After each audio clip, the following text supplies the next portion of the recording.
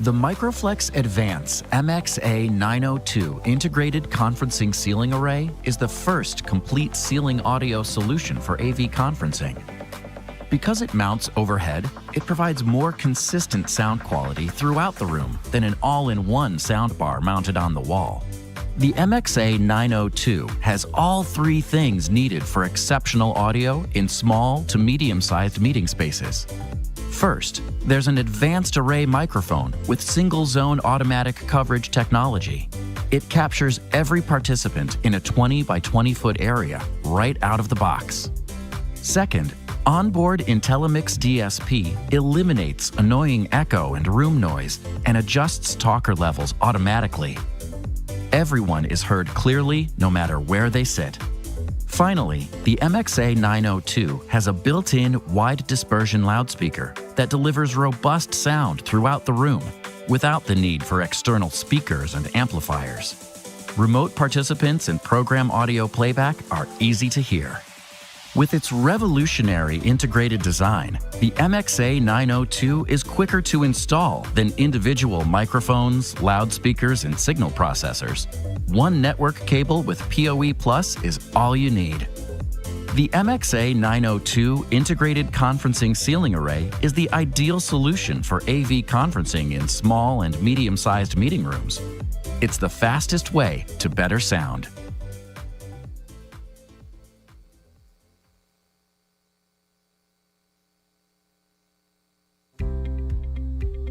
If you're installing or troubleshooting network devices, you know that reliable operation depends upon the performance of the cabling and the network. With LinkIQ, you get cable testing from the world leader along with network testing. The LinkIQ can characterize the performance of your cable up to 10 gigabits per second and troubleshoot problems fast. When it's time to connect to the network, LinkIQ shows you the switch name and IP address, the port number, speed, and VLAN. It also shows the IP address of the switch and performs a connectivity test to an IP address of your choice. Plus power over Ethernet testing that includes a load test to make sure the power you need is really there. When you're done, store the results, then document it with Linkware, the industry's de facto standard. LinkIQ, cable testing you trust and network testing you need.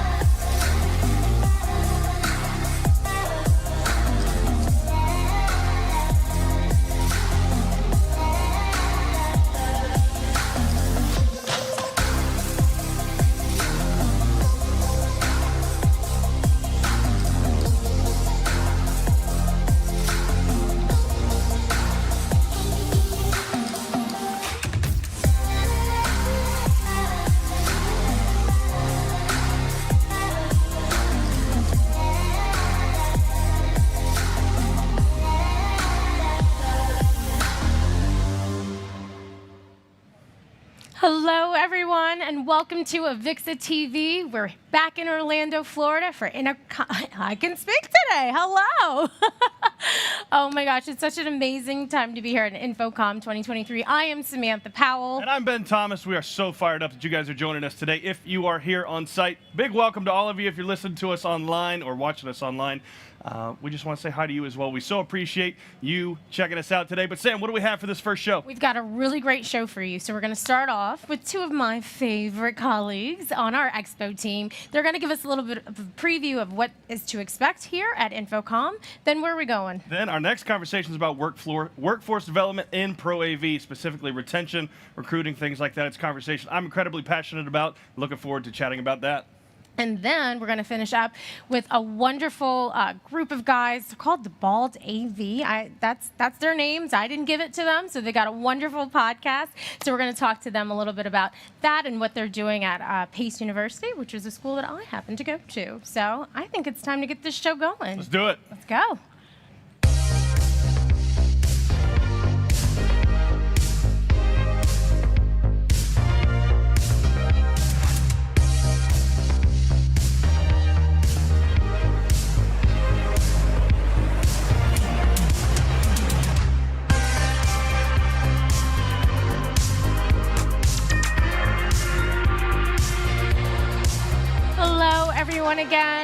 Once again, we're so happy that you're joining us. And for all of you watching at home, we want to send a special shout out to Greg Feehan. So thank you all for watching. As we said, we're just so excited to be here. The energy is amazing. We're here seeing everything just coming together. So we know it's going to be a really great show. Look, Sam, we're excited about it. This is our second year hosting the show together. First time in Orlando. But that's a lot of fun. Orlando InfoComms offer a whole different experience for those of you who are typically the Vegas side. We're talking a little bit more about events and entertainment, talking about theme parks, things like that. Different crowd, different show, but we're super excited to be here on the East Coast for AVIXA TV. Yes, the weather may be humid, but we're hot here on stage, so we're really ready to go ahead and get this show started. So I'd like to introduce our first two guests. We've got Becca Stach and Dorian Taylor. So thank you so much for joining us. Thanks for having us. Definitely. So Dorian, you and I, we had our fun Road to InfoComm podcast, and it was a road trip. It was wonderful to film with you. So now that you're here, in full effect, what do you think? I'm just super excited to be here. It's nice to see you in person. There's so much already going on here, and I have a really good feeling about this year's show. It's going to be a really fun one. It's going to be fantastic. And what are your thoughts, Becca? I always love coming to InfoComm just because, especially on days like this, where the show is still being set up, and you know that tomorrow it's going to be done. I always feel like there's part of me that's like, will it? So I'm so looking forward to the show being open tomorrow after the ribbon cutting ceremony, being able to walk through and just see all the new tech, and just being able to see all the AV tweets in person. Yes, absolutely. Yes, it's hard sometimes to associate faces with tweets, but I'm going to try my best, I promise. Dorian, we'll have you kick it off today. Obviously, InfoComm, the largest Pro AV specific show in North America, second to ISE internationally, but this year looks a lot different, not only from an exhibitor standpoint, but from some of the things that are happening, whether that's esports, networking. I even heard that there's some yoga happening. What is happening at this year's show? There's a lot of new stuff this year. Like you said, esports is making its InfoComm debut this year. We have champion-level collegiate teams. They're battling it out in Rocket League, and so you can watch that live. That's going to be a ton of fun. And a chance, too, to play yourself. Yeah, that's right. So. There's a bunch of interactive experiences. Moment Factory has a really cool interactive experience. The Unreal Ride is going to be another cool one. Yoga, you're right. If you want to start the day with some Zen, we have a good yoga program over by the Hyatt. And yeah, what am I missing, Becca? You forgot about the puppies. Oh, the puppies. We have a special wellness space out in the lobby that's full of puppies. It's an adoption event, so you will definitely see me walking around probably with some dog fur on me. Oh my goodness. Gotta stop by. Oh, and you can adopt them? Oh, that's amazing. Yeah. Okay, gotta check that out. So I know one of the big things and pulls of InfoComm is the opportunity to meet new people and network. So what type of experiences are there here at InfoComm 23 this year? Well, tonight we've got digital signage reception over at View Orlando. That's going to be a really popular one. I myself am going to be there. We had Congresso is actually happening right now, a once upon a time, a online experience for our Spanish-speaking AV tweeps, now in person. So it's an entire session that lasts all day, completely in Spanish. So if you're not there yet and you want to check it out, it's still happening. right? Still time. And of course, a very popular event we have is the AVIXA Career Empowerment event. That's new this year. Did you want to talk a little bit about that one? Sure. We also have the AVIXA Women's Breakfast, which is going to be another good one. Also, there's going to be networking at every single booth across the show floor. Right. And a lot of people come to InfoComm for connections. That's one of their biggest reasons. And I think if you come here looking to make friends and make connections, you're going to do it. It's going on all across the show floor. Definitely. Well, Becca, I want to stick with you for a second and ask you about this. This is something we had a chance to talk about just a little bit before the show. There's something this year called the Trailblazer Zone, which gives people an opportunity to exhibit or attend maybe for the first time that haven't. Talk to us a little bit about what that is and how important it is to the InfoComm community. Yeah, absolutely. So Trailblazer Zone, just like you said, for Trailblazers. So we have a lot of different niche types of technology in that area. We've got AR, AI, all of the things that are really big buzzwords. All the two-letter acronyms. Yes, of course, and Yes. slightly related to computers taking over the world, but yeah, a lot of that in that specific area is great because they're all new exhibitors, have never been to InfoComm before, and you'll be able to see them all in one space. So like if you want to go down the line, you can go right ahead and do that. That's awesome. So there's so many sights and sounds and exhibits. Just give us a little idea of like what's some of your favorite ones. Well, so far, RDAR is doing some really cool stuff with 3D objects and augmented reality. They've helped me upgrade some of my content, so that's been really cool. I'm really looking forward to the interactive experience by Moment Factory. That's going to be a really cool gesture motion thing going on there. And then I'm looking forward to hearing some more of the audio side of things and going to the demo rooms and stopping by the audio exhibits here. For me, it's definitely digital signage. I'm very much a visual person, so we actually have an Ameria racing game this year. So Rochelle is going to be a little character in a Porsche. So you have the ability to drive a Porsche on this racing game. And so if you want to go and try the game, you can potentially win a headset from them, and they're going to have a leaderboard and everything. So I'm kind of a gamer myself, so I might be a little biased. Yeah, no, I saw it it looked really cool. I was like, Michelle looks, that's a good one to check out. So. Well, Dorian, one thing that you mentioned a second ago that I've had the chance to experience firsthand is the Unreal Ride. Oh, yeah. Something that has been brought kind of over from the NAB side. I've had a chance to do it there, but have it here. It's a totally new experience. Right. There's a Jeep involved. Tell us what's happening there. I haven't gone over there for myself yet. Becca, have you? I can speak a little bit on that. Yeah, so there is a Jeep in the booth, and the idea is that it's a total immersive experience. So you're in the Jeep, they have screens around you, and the idea is that it's supposed to feel like you're out driving the Jeep. They have I believe airbags underneath to like make it feel like you're actually on the road. Complete screens around you, so no matter where you look, it would be as if you were looking out the windows of a Jeep. So that is so cool. I'm definitely also trying that. Okay. So after this, we've got a couple of things we need to check. I will be riding in a Jeep probably 4 or 5 times this week. 4 or yes. 5. Yes. Well, awesome. We appreciate you guys coming in to kick the show off officially live on AVIXA TV here from the AVIXA Exchange live booth. But look, we talked about the Moment Factory. One of the things that we wanted to spotlight, especially on our Road to InfoComm series, is the Moment Factory. Take a second, tune in. Hello, everyone. I'm joined by Jamie Riley, the general manager of Moment Factory, and we've got a new experience at InfoComm this year that we're really excited to learn about. So, Jamie, how are you today? I'm very good. Thank you so much for having me. Yes, absolutely. And yeah, it's great to have you. We're super excited about this. And there's going to be a new interactive experience zone at the show. So could you tell us a little bit more about it? Yes, absolutely. We're very, very excited to be collaborating for the first time with InfoComm and building a unique, what we're currently calling playful interactive installation. We will be installing this interactive installation where through the 3 days that we will be at InfoComm, we'll have different activations. So the idea is really to utilize the infrastructure that we will have to create various forms of engagements, but also to continuously be surprising the audiences that will be at InfoComm, because every day will be a different experience. So we're hoping that people who came on the first day will want to come back on the second and Thursday to see how the experience is evolving, to really showcase the versatility of multimedia.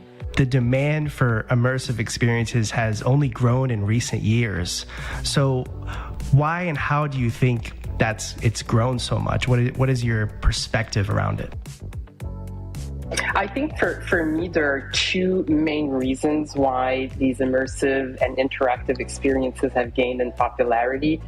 And the first reason is, once you evolve from a passive participation to an active one, so where you can influence the output of something, it really creates long-lasting memories, right? So the impact you have on a user, if you're just passive and consuming content versus interacting with the content and influencing it, creates much more meaningful moments and emotions. And the second one is that even though all of these experiences are various forms of collective experiences, right? But where I think it creates a unique opportunity in what we can do with multimedia and that sense of immersiveness is still create a unique user experience. So you can really personalize your own experience, even though there are many people and users that can come and experience it. Each experience will be unique to the user. Then I think we're going to see the expansion of not just immersive experiences, but where we're experiencing these will completely evolve in the years to come, because the possibilities become endless. Make sure to say hi to Jamie at InfoComm, and thank you so much for joining us today. Thank you so much. It was a pleasure to be here. All right, welcome back. That was a snippet from the Road to InfoComm series. The rest of those episodes can be found on AVIXA TV. Be sure to check it out at avixa.tv, which is quite convenient. Next conversation is one that I'm incredibly passionate about. It's about workforce retention, recruiting, things like that inside of the industry. It's something that has been on my heart since I've been in the industry, and something really that I'm excited to have a conversation about today, Sam. No, definitely. It's really important, and I'm really glad that we've got our next two guests here to help dive a little bit deeper into it. Absolutely, and those two guests are Althea Ricketts and Norbert Kreuzer. Thank you two so much for jumping on today. Thank you for having us. Well, Norbert, we'll go ahead and start with you. We had a conversation before the show even started. You talked about really some of the barriers that currently exist between not only the recruiting standpoint from a talent standpoint, but also those educational institutions, right? Let's start there. What are some of the things from an educational side that you've seen as gateways into the AV industry? So I think the biggest part is communication. You have to really reach out to schools and work with schools on what you need your workforce to look like. It's very challenging for schools, based on resources or all kinds of other reasons, to really know what the industry is like. So how can someone that doesn't know exactly how to prepare somebody for the workforce, prepare them for the workforce? So that dialogue needs to happen. And so there's a lot of opportunities even for employers, manufacturers to connect with schools on so many levels and to start that dialogue and conversation and work with schools versus waiting for a school to provide you with a product that then you feel doesn't work out. No, definitely. And you mentioned communication is key. Now, do you find that it's easier now to gain more access to those schools and those individuals now that everything is a little bit more remote? I think that makes things a little easier because you can do Zoom interviews, but ultimately I believe the in-person communication is still much easier, simply because one of the challenges for students also is they don't really know this industry. So by just looking at it on the screen is not going to be the same experience. Put them in a warehouse with trucks and gear and LED walls and bring them here and they will be excited about it. But if they, quote unquote, just see it on a screen, I don't think it has the same impact. Althea, I saw you light up. As soon as he said that, we've got to follow up. What are some of the things as a manufacturer that you wish people came into the workforce with a little bit more knowledge of? Oh, how much time do we have? We've got plenty. So we need more people like Norbert. We need more people like Christopher Hope from the Loop Lab. We need more people like my friend Christopher Fitzpatrick in the audience. We need people that will drive this. Because as we just talked about, it's not going to happen organically, right? It's not going to happen by us just waiting for it to happen. So as a manufacturer, we're looking at the traditional education paths, but we're also looking at different ways to get people in, right? Community. I just came from a foundation board meeting where we were talking about just this. And we talked about the different inputs into the industry. Community is a huge one. Those community kind of grassroots, because Norbert is actually right. Nobody knows about this industry, really. They see the pomp and circumstance in front, but they don't understand the weight behind it. So, yeah, lots of avenues that we can investigate. Not just the traditional education, but there are other things that we can explore, and we are doing that. No, that's wonderful, because I know I'm newer to the industry, but I know growing up and in schools, like, that was not anything that I had even known, like, that you could have a career in. Yeah. So, like, what are some of the things you would tell these students, you know, like, this is our industry, like, what are some of those touch points that you think that would be great for them to know about how wonderful this industry really is? Here's what I tell them on day one. I tell them one thing. It says, whenever you hear sound come out of a speaker or see something on a display, somebody had to, how did it get there? Ask yourself that question, because it doesn't magically appear. And we live in a world today where people download apps and it's all there, but nobody asks how that app happened or anything of that nature. I mean, I have students coming from Minneapolis right now. I will ask tonight, well, how do you think when did you check your departure time for your flight, right? Oh, on that display. Well, how did that happen? And so it's that exploratory phase for these young creatives as well, because I really believe that you cannot be passionate about something that you don't know exists. So it's our job, I feel like, collaboratively to fill the workforce by exposing them, that meaning students and the next generation of creatives to take over what's next. Well, I think, Althea, I think what's important too, and we're talking a lot about the technical execution and the technical side of the industry. We haven't had a lot of conversations about the engineering and the product design side. Talk about some of the challenges and needs that we're seeing from a more maybe traditional business standpoint that we haven't been able to meet yet. So the engineers, the product development, that's easy. You can get an engineering degree and you can transfer it to what we need to do in our industry, right? It's that other kind of skill that's needed for our integrator market. You can't really go to school to be an integrator. You just can't. So how do we transfer some of the skills into that function? Just heard of an example from my friend Brad, who sits on the board, that says, you know what, we started exploring mechanics. They had the wherewithal to fix things, to use their hands. How do we transfer that to something that's applicable in our industry? And they're doing that. So you have to be creative. You have to look at different ways to get what we need in, and then we can explore how we can expand it. And so what would you tell companies who are looking to hire new people? What would you tell them, like, so that they're going to give more opportunities for, you know, people maybe who just are starting to enter into the industry, or maybe who don't have a lot of that experience? Is there a way that we can kind of bridge that and then help them, you know, go into these organizations? So one of the things I think is always that initial icebreaker is, for example, companies have abilities to go to schools and just do a product demo or just show off their equipment, and that sparks, you know, sparks interest in young people to maybe say, well, this could be a career for me. Because again, if they don't know, it could be a career. How would they ever get passionate about it? You know, we had a group of students a few weeks ago at Electrovoice in the anechoic chamber, and they were experiencing speaker demos and thought that was cool. And you know, I'm sure Shure actually has a Shure University. They do training programs, and so I think like I said, one of the things that would be great is to have the companies show off their products, even if it's not necessarily to sell it, but just to create awareness of it and what it could do, and then see, you know, what's next after that. So I think it's the initial spark that needs to be created that way. I think that's excellent. So if we look around us and we see all these companies in this hall, right? So this month, Shure is having Bring a child to Shure Day. And I think we have over 200 children that are coming. And this is from, I want to say from 5 all the way up to high school. I personally think by the time you get to high school, it's too late. You need to start earlier, right?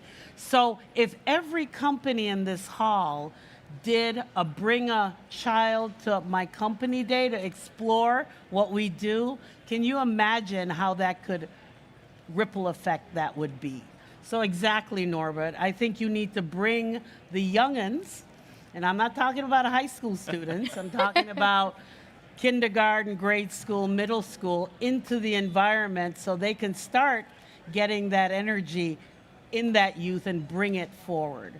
I think one of the things too, and this is for both of you, when you look at the AV industry, a lot of times the point of entry is through hobbies or interests or volunteerism, right? Whether that's somebody who wants to be a video editor or somebody who wants to be a sound engineer. How do we help nurture that? We'll start, Norbert, with you on that educational side, right? Starting through even before that high school, right? How do we help foster that creativity? How do we help foster that, that hobby into a full-blown career?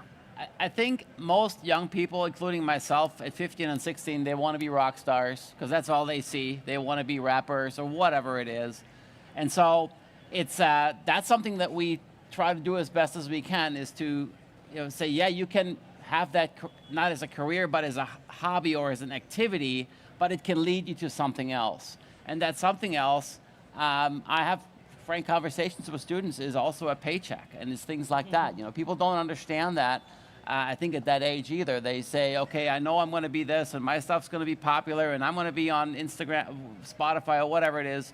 But a solid foundation as far as the paycheck goes and things like that, where you can even, I tell my students, you can supplement your creativity by working even part-time at a theater, at those types of things. That's, I think, and one more thing I wanted to add that makes this career maybe a little different from other traditional careers is that there is no one job here.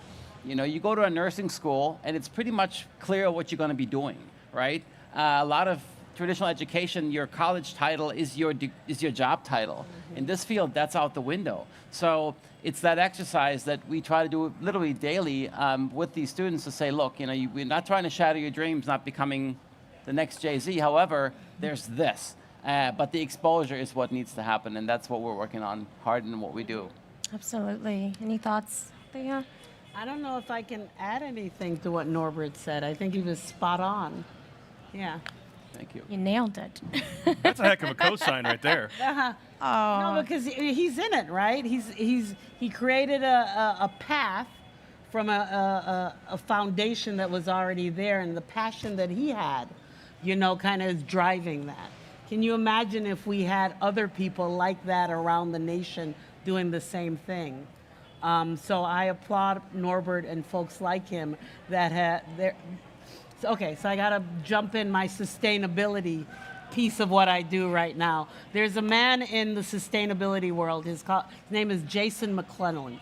He's an architect, and he's all about the living building challenge. And one of his famous quotes, and I shared that with you, is that the only thing that can save us is a sustained awakening of the human heart. Norbert's heart is awakened, right? And he's able to go out and share his passion. I'm all about awakening hearts, so that's what my goal is, to awaken hearts so we can have more like Norbert, my friend Christopher Hope, because I think the traditional education path, absolutely, there's value in that. But for our industry, there needs to be a lot of more marketing, that it exists. We need to have all of these pods that are here. I'm like, can you imagine if everyone in this auditorium took 2-3 kids into their world, how difference that would make? So I'm about awakening hearts, and I think that's what we do here in what we do. Well, you've definitely awakened our hearts. We really appreciate you being here and just sharing this information. And we hope, all of you watching at home and here can really take something from that. So thank you so much for being here, Althea and Norbert. We can't thank you enough. Thank you for having me. Thank you. So I think it's time. Yeah, we've got a great crowd here. So if you're watching at home, yes, hopefully next year you can join us. Well, I think now it's time for us to take a little tour and hear a little bit about the esports exhibits that we have here today. I'm joined now by Brad Souza, the Chief Technology Officer at AVI Systems, and we're going to talk about a brand new esports experience at InfoComm. So tell me, why esports and why now for this experience on the showroom floor? Yeah, so it's a great venue to be at. Here's one of the things that we're seeing. Esports on its own has been a emerging trend, kind of a burgeoning sector in our industry. And one of the reasons why I think our industry wants it to take off, because we're excited about it, is because esports brings together all sorts of disciplines out of our industry. You've got live media and production, you got front of house audio, you got lighting, you got streaming, you've got media over IP, all these different disciplines that we think are really awesome. Esports is one of those killer applications that brings all of them together. And I think that's one of the reasons why people get so excited about it. I agree. There's just a lot going on with all of the experience when it comes to gaming and esports. I mean, like you said, you can just be in there and just in the front of house. You can go to a concert and that's pretty much the only crew you're going to find, except for the stage crew. You know, you go to a movie set, you might find a couple of these, crews on the actual set. But when you go to esports gaming experience or an event or some kind of competition, you're going to find everything streaming, which is residential and business. Yeah, you kind of make me feel like I need to go back to college. I might be in my mid-30s, but I'm never too young, right? Exactly.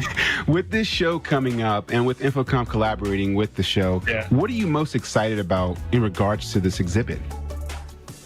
So I think the coolest thing about this exhibit is that it's going to be showcasing a proven design, like an industry reference design that's been delivered to multiple schools. It's been proven to help schools that are first-time rookie teams get established and level up. It's been proven to help collegiate teams that have been in the esports space for a while really create that followership and level up and become championship teams. And it's not about just talking about it. It's all active. You can participate in it. In fact, on Friday, there's going to be availability to those in the industry who want to compete with each other. We're going to do a live industry-based or industry-facing grudge match. Come, bring your best game. Let's play together on stage, and we'll stream it over Twitch. Everybody can watch you do it. So it's really about creating that community. It's going to be awesome. Be careful. I don't want to make them look silly out there, right? We're trying to instill hope. Dude, I'm not playing because my active game time on something like Rocket League's like 10 seconds, right? There you go. You'll get out there and compete. Somebody like me, maybe not so much. Well, Brad, thank you so much for your time. We look forward to visiting the Esports X Live, and make sure you save a spot for me, okay? Because I need to get that trophy. Look for you there. Definitely want to spot myself. We can see the esports, that area right there. It looks really cool. And after this, I'm going to check that out. What about you? Yes. If they don't have Halo 2, I'm out. That was like the one game that I was ever good at. So I feel like I'm going to get destroyed if I even go touch a controller. I'm more of like a Mario kind of girl, but I fair. never advanced. And Zelda, that's the other one. Didn't know Zelda was like the princess in the castle, like the whole time. I was like walking. Yes, Link is the guy. Yeah, it took me until like last year to find out that. What a natural segue into talking about AVIXA TV. Right? No, well, we're so excited to have our next guest here. They are the Bald AV guys. We've got George Chacko, right? And Rich Miller. They're going to be contributing to AVIXA TV, so we're really excited to have them here. Thank you so much for joining us. Thank you for having us. Thank you for having us. We really appreciate it. Definitely. And I see that you've got your Pace shirts on. Oh, yeah. Yeah, so a little known fact about me, I went to Pace my first year, so in the Westchester Pleasantville campus. So best place to be. Isn't it? It's gorgeous. So Yeah, it really and then is. UVA, so wahoo wah. Sorry, still have to do that too. But All good. We won't hold it against. oh, please don't. Well, so tell me a little bit first off about your podcast. Yeah, so the podcast started off as just a fun thing we were doing on the side. Just, after work, on the weekends, late night texts, And suddenly it became a thing where we were having guests on from the industry, other higher ed professionals. We had folks sending us, like demo equipment to unbox. And it's become a thing where we've actually just completed our first season, 12 episodes. We just closed it out with the infamous Joe Way on episode 12. And we have a great team besides George and I. We have Sweet Lou, who's our producer, and Erwin, who is our summer producer, that helps us out with all of our episodes. And it's really become a part of us. And it's really just gone hand in hand with as a part of the educational program that we're building, which I know we're going to talk about later. George, did you want to add anything? Yeah, absolutely. And it's even more than that. We have students that are a part of the university, and they're interning with us. They help us edit the videos. They try to do our social media posts, because Rich and I are, average at best when it comes to that. We try. Doing a good job. Yeah, I mean, like Rich said, the podcast really started off as a fun thing to do on the side. When we're at coffee shops talking, we're like, hey, can we do this just for the hell of it? Have a conversation and people want to listen to us, kind of thing. And then it really grew, and now it's become a larger part where we do have the opportunity to give students a chance to grow and learn the program and kind of figure out their way around podcasts and videos and stuff like that as well. So it's really a cool experience. Well, I'd love to hear that you're involving students in this process, right? One of the cool things that's happened in our industry over the last probably 4 or 5 years is that the experts in the industry have been willing to become creators, right? Whether that's somebody specifically in education, digital signage, IT, those people willing to become creators. But I love to hear that you guys are leveraging not only your own expertise, but the expertise of those in your communities. So talk a little bit more about that, right? Talk about the power of those students who might not be able to get an internship in a specific location, but can actually help serve and create and run social media and create podcasts. Yeah, so the biggest thing it ties back into the program at Pace, honestly, because we work in a department called the MCVDA department, the Media Communications and Visual Arts, and it's fully experiential, not just, yes, we're using the word experiential and we're saying we're doing experiential. Everything is hands-on. No exams. No exams. Lab, so our course specifically, we do labs pretty much every single week. The students are sitting on the floor crimping cables, and they're learning things like this on the fly. And these are not necessarily students that had an interest in AV before or even knew what AV was, but a lot of them come from the communications department, the digital cinema and film majors. We've had one student, one of our best students, change majors because she was so interested in picking up AV as a minor, which is what we're currently building it out to be. And as you mentioned, the chair of the department, Dr. Paul Zeke, he has also given us opportunities and students the opportunities to be a part of the podcast, to be a part of the bigger picture, right? So it is hands-on learning. It is real-time learning as well. And so what is the name of it? The course. Yeah, the course. So the course, so we have one course right now that just ran this last semester. It just ended about 3 weeks ago. It's called MCA 165 Intro to the AV Industry and the Media. And basically, we built it from the ground up with our partners, with you guys, with AVIXA. Shout out to Joseph. Shout out to Joe, sitting there in the crowd.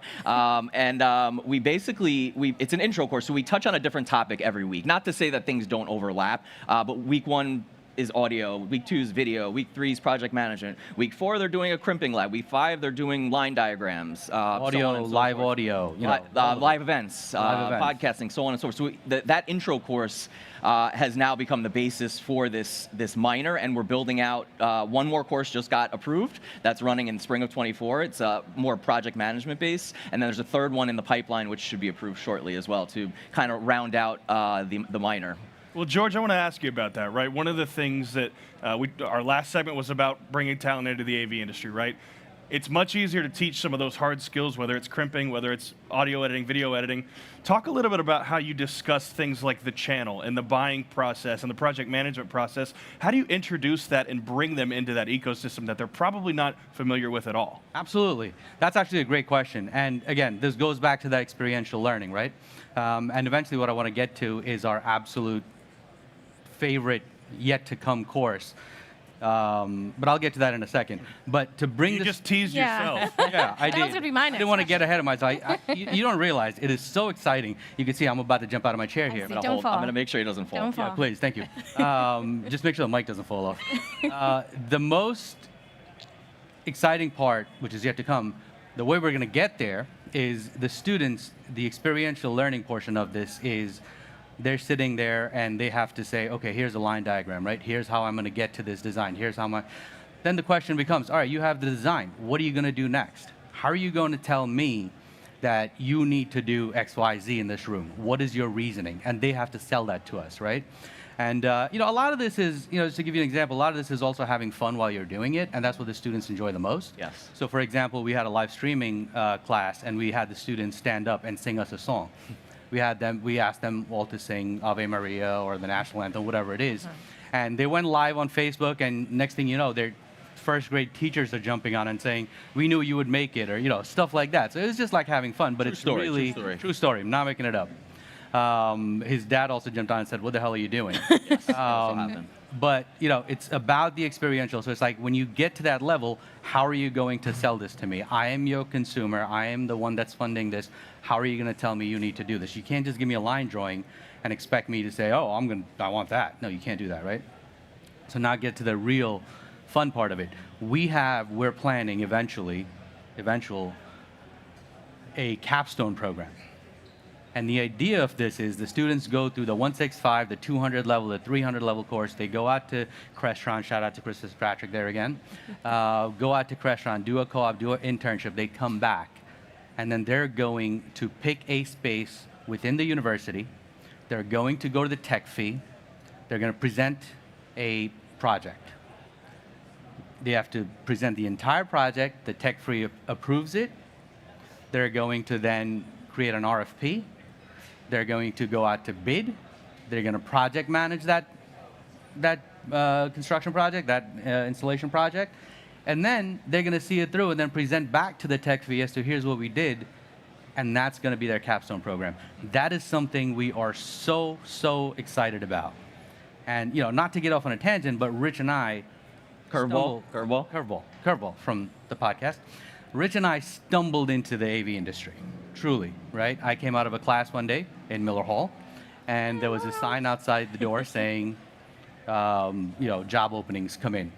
Went in, got a job, and that was, weekend money. So that's how I got into the field. And the more we spoke to folks in the industry, we realized that's what everybody in this industry is, right? We've stumbled into this industry. We've just happened to come across a position and then grown in that position. No one really has a defined course track or whatever you want to call it. You have the CTS, which is extremely important because that is, that is the absolute level of definition for our industry. But to have that 4-year degree program, have that structure, understand the very foundations of AV, you're kind of ready to go when you come out into the real world. And there are more opportunities, and letting students know that there are many opportunities in the AV industry, similar to IT, similar to, the business world or whatever it is, because I think folks don't realize how many opportunities there are. Feel free to cut me off because I'm never going to stop. I'm going to cut him off. I'm just kidding. Go ahead. No, we're loving. Oh no! Now, is this available on all of the campuses, or? So right now it's Pleasantville only. Okay. Media Communication Visual Arts is a specialized program that operates out of the one campus. So we kind of have that niche, and we have. Our fall class is already more than halfway full, though, and we're only in June, so we're looking forward to filling that and running that again in the fall. We're co-teaching it together again in the fall. One thing I wanted to tack on to that, we didn't talk about the AV Olympics. Yes. Oh. Yes. Let me just quickly touch on that because that's the most experiential thing we did. That was our final exam. It was the AV Olympics. There were 5 events. We split them up into 4 teams. And the biggest key was not only the problem solving, not only the fact that we threw all of the equipment that they needed into the middle of the room and they had to kind of do their thing and figure out what they needed. Each event, each student had to take like a PM, project management role, and really direct everybody else and kind of show that they came full circle from the, 12, 13 weeks that we, went through different topics and really run that event. And that's how we graded them. Yeah. Again, not like a traditional paper and pen Scantron type test, but and true experiential grading. And the AV Olympics were such a huge success, and I think we're going to plan on using them as our final exam in that class going forward. You thought I talked too much. Listen to this guy. No, this is great. So Last exciting. question, because Yeah. I know that people want to hear more from you, and I hear just deans calling me and sending me emails and texts right now. How can people get in touch with you? I guarantee everybody's going to have questions. How can people get in touch with you to ask? Call him. You can definitely, we're both fairly active on LinkedIn, Rich Miller, George Chacko. We try to be active, like George mentioned, on the socials, Instagram, Twitter, @BaldAV guys. Check out our podcast on Spotify. We just wrapped up season 1, 12 episodes. We're going to do some specials over the summer, maybe some unboxings. Our season 2 will be kicking off sometime in September. Well, thank both of you for coming on today, and hopefully you'll see some of those graduates jumping into the Trailblazer Zone coming into the next few years. With that in mind, check out what Dan Cole had to say about the Trailblazer Zone. Now we're joined by our colleague at AVIXA, Dan Cole, who is our senior director with our Expo team. Dan, how are you doing today? I'm good, Sam. Nice to see you. So, tell us about this brand new Trailblazer Zone. What kind of things can visitors expect? Well, it's going to be great. This is our first year of activating it on the show floor. It's going to be right outside the A2 entrance, by the way.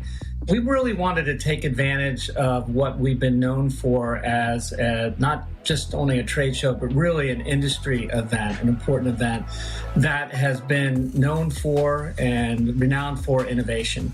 And so we wanted that to manifest itself in a destination-like area. We've called it the Trailblazer Zone. It's for first-time exhibitors only. They are invited to showcase a brand new solution for the industry. I think what you're going to see, even by default in terms of the companies that we've accepted in, I should mention this is a vetted process. People needed to apply to be there. There's just a lot of cool stuff. I don't want to divulge too much because I want people to be able to experience the serendipity on site, showcasing innovation, showcasing game-changing technologies. What this means also is it really does set the stage for future events. You'll see even new companies, as I mentioned, come into the show, perhaps with some new or outlying technology that will set the stage for the future, as I mentioned. So it postures the event very, very well for this year and for future years to come. Destination, be real attractive to attendees and media alike. I personally, I'm very excited because I love the idea of highlighting these new technologies, and some of the things that are coming in that have been introduced to this area are so innovative, and I can't wait to learn about it. Now, I know we don't want to give away the farm on this one. However, I am going to ask, what's one highlight that you personally are really excited about within the Trailblazer Zone? There's one in particular, not that all of them are not exciting, but one in particular that I recall that focuses on augmented reality. And you'll just have to see it when you come by. It focuses on communication one-to-one online using augmented reality to add to the conversation, to add to the engagement. Very, very cool. But again, I would just emphasize every slot, all 10 slots, feature and showcase technology that is game-changing. Dan, thank you so much for your time, and we look forward to visiting the Trailblazer Zone and all these amazing activations at InfoComm and seeing yours truly there. Thanks so much, Sam. It's been great to be with you. Thank you. Yeah, so that Trailblazer Zone is definitely one area that I'm definitely going to go ahead and check out. So are you excited to go and see it yourself? I am. I'm actually probably going to head over there right after this, which is exciting because I will get to see things that I won't get to even see when I'm walking around the floor because I anticipate it being full. Speaking of, if you are at the show and you're watching right now, tomorrow we encourage you to stop by the AVIXA Exchange live booth. You can hang out with us, but there's also incredible sessions happening all day. One of those sessions that's actually happening right after this is our very first first broadcast in Spanish. So be sure to tune in for that at 5 o'clock Eastern today. In the meantime, I want to give a shout out. Where's the man Jabron at? There he is. Jabron, interact with us on social. Jabron's going to respond back to you. Everybody's man in the AVIXA exchange, or AVIXA and InfoComm accounts. Interact with us on socials, hashtag InfoComm23, hashtag AVTweets, hashtag ProAV, hashtag Ben Thomas is awesome. But other than that, look, we'll see you guys tomorrow at 9 a.m. back here at the booth live. We'll see ya. Have a great one. Bye, everyone.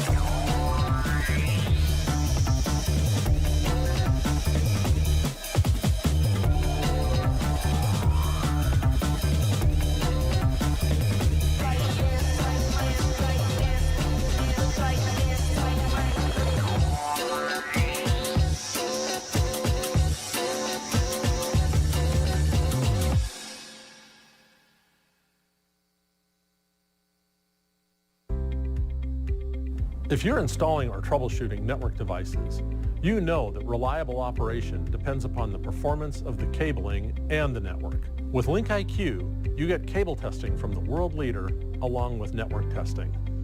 The LinkIQ can characterize the performance of your cable up to 10 gigabits per second and troubleshoot problems fast. When it's time to connect to the network, LinkIQ shows you the switch name and IP address, the port number, speed, and VLAN.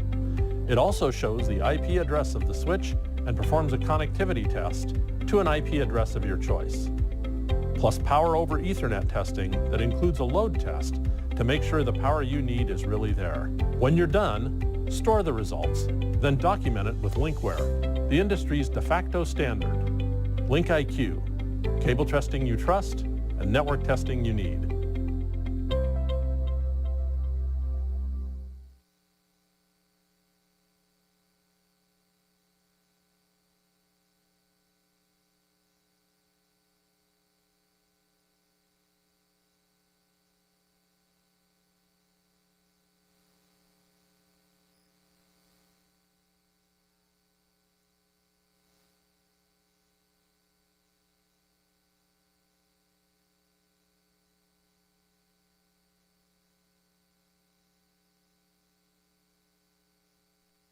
The Microflex Advance MXA902 integrated conferencing ceiling array is the first complete ceiling audio solution for AV conferencing.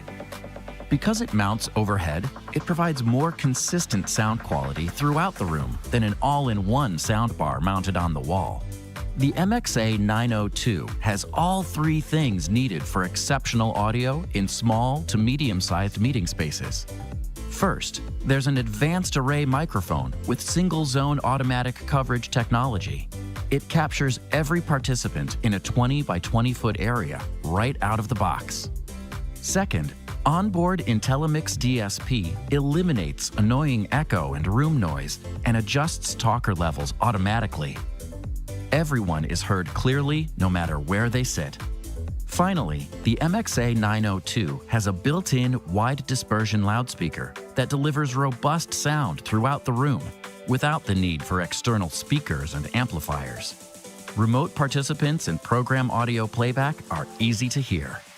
With its revolutionary integrated design, the MXA 902 is quicker to install than individual microphones, loudspeakers, and signal processors. One network cable with PoE Plus is all you need.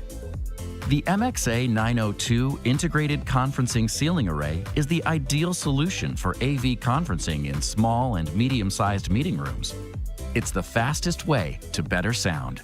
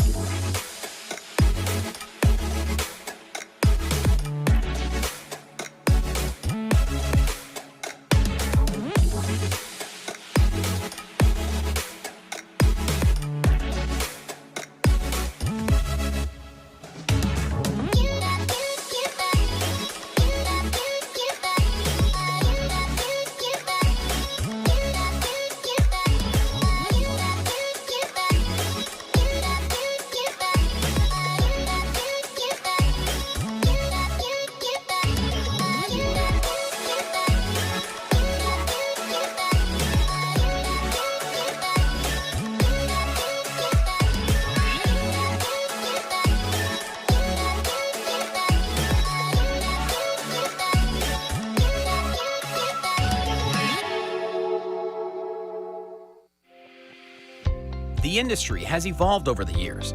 Analog to digital, isolated to network, server-based to cloud-based, but fundamental pains persist. Rolling out hundreds of rooms quickly and reliably is difficult, time-consuming, and expensive. Complex equipment frustrates staff, managers, and executives alike. The recent shift to hybrid offices has organizations considering replacement of outmoded systems. They're looking for simple, reliable, flexible, secure, and easy-to-budget video conferencing solutions. It's time for a totally new approach. It's time the AV industry met the Internet of Things. Introducing Conference Room as a Service, subscription-based products and services only from Wesco. A subscription that scales and works for your business. Together, with your preferred AV installer, we help you choose the right size system for your meeting spaces, small rooms, medium-sized rooms, and large conference rooms. Once you've chosen the size room you want to deploy, choose Zoom or Microsoft Teams and add options like bring your own device and a monitor if needed. Then choose how many rooms you want to add to your subscription. It's that easy. Once your AV integrator has installed and activated your equipment, your Conference Room as a Service subscription has you covered with advanced replacement, an industry-leading warranty, live 24/7 world-class help desk support, and a portal for remote monitoring and service tickets. With this service, all rooms are online and ready to go once connected to the network. It's never been easier to deploy, monitor, and evolve your workplace technologies, all at an affordable price with easy payments. Conference Room as a Service subscription-based products and services, only from Wesco. Simple, reliable, flexible, secure, easy to budget.